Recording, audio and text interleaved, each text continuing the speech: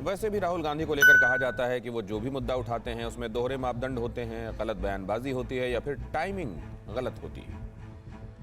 जैसे अभी हाल ही में नए संसद भवन के शिलान्यास कार्यक्रम के दौरान विपक्ष के कई नेता इसमें शामिल नहीं हुए। राहुल गांधी समेत कांग्रेस के तमाम बड़े नेता सेंट्रल विस्टा प्रोजेक्ट के तहत बनाए जाने वाले नए संसद भवन को लेकर लगातार विरोध जता रहे हैं।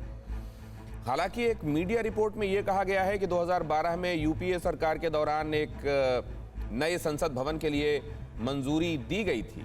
इस रिपोर्ट में ऑफिसर ऑन स्पेशल ड्यूटी के एक पत्र का जिक्र भी है। ये पत्र केंद्रीय आवास और शहरी मामलों के मंत्रालय को भेजा गया था, जिसमें इस बात का जिक्र किया गया था कि तत्कालीन स्पीकर मीरा कुमार ने नए संसद भवन के निर्माण के लिए मंजूरी दी थी। इस पत्र में यह भी कहा गया था कि इसको सर्वोच्च प्राथमिकता दी जानी चाहिए। तो दो मामले तो आपने देख लिए। पहला कृषि कानून, जिसमें उन्हीं बातों का विरोध किया जा रहा है जो उनके चुनावी घोषणा पत्र में लिखे होते थे, और दूसरा नए संसद भवन का, जिसकी मंजूरी वर्ष 2012 में उन्हीं की सरकार ने दी थी। इसी तरह जिन world class Rafale fighter jets को देखकर 130 करोड़ भारतवासियों का सीना गर्व से चौड़ा हो गया, जिसकी हुंकार भर से आज भारत के दोनों दुश्मन चीन और पाकिस्तान की चूलें हिली हुई हैं, राहुल गांधी उसी रफेल को लेकर करीब 2 साल तक मोदी सरकार को घेरते रहे। नतीजा क्या हुआ? कांग्रेस को चुनाव दर चुनाव इसका नुकसान झेलना पड़ा। और आज भी राहुल गांधी इसी गलती को दोहराते जा रहे हैं। उन्हें समझना होगा कि सामने विश्व की सबसे बड़ी पार्टी वाली सरकार है, जिसके लोग 24 घंटे साल भर वर्क मोड में रहते हैं। ऐसे में सिर्फ ट्विटर युद्ध के जरिए जीत हासिल नहीं हो सकती। इसके लिए राहुल एंड टीम को समय से मैदान में उतरना होगा, सही वक्त पर सही रणनीति बनानी होगी। और अब बात बंगाल की। आज पश्चिम बंगाल की मुख्यमंत्री ममता बनर्जी ने कहा कि वो बंगाल को गुजरात नहीं बनने देंगी। इसके पहले प्रधानमंत्री नरेंद्र मोदी ने कहा कि गुजरात का गुरुदेव रविंद्रनाथ टैगोर के साथ बहुत गहरा संबंध है। ध्यान देने की बात है कि हमारे राष्ट्रगान में पंजाब, सिंध, गुजरात, मराठा, द्राविड़, उत्कल, बंगा का जिक्र है, यानी इसमें गुजरात भी है और बंगाल भी।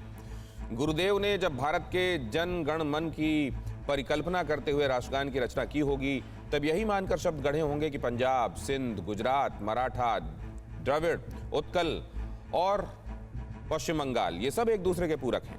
इन सब के मिलने से भारतवर्ष बना है। सुविधा की राजनीति में इस बात की इजाजत नहीं होनी चाहिए कि आप 2 राज्यों के बीच बंटवारे की दीवार खड़ी करने की कोशिश करें। इस चर्चा को आगे बढ़ाने से पहले आपको सुनाते हैं कि आज ममता बनर्जी ने क्या कहा और प्रधानमंत्री ने क्या कहा। যতই বাংলার নামে বদনাম করার চেষ্টা হোক, আমি বিশ্বাস করি একদিন এমন দিন আসবে সারা বিশ্ব বাংলাকে স্যালুট করবে, বাংলাকে প্রণাম জানাবে, বাংলাকে সালাম জানাবে। নোবেল প্রাইজ থেকে শুরু করে সবই যদি দেখবেন সবটাই বাংলা।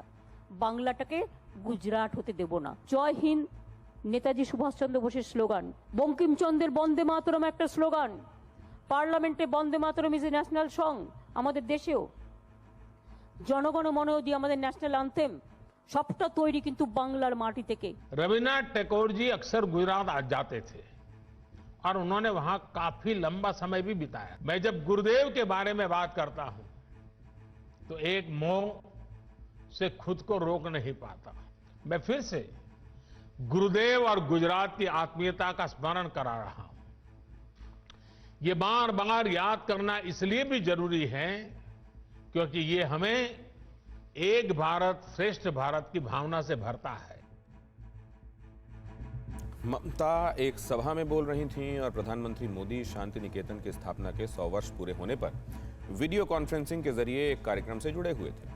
ममता बनर्जी इस कार्यक्रम में यह कहकर शामिल नहीं हुई कि उन्हें न्योता देर से भेजा गया। बंगाल, गुजरात और गुरुदेव पर बात करने से पहले आपको एक तस्वीर दिखाते हैं।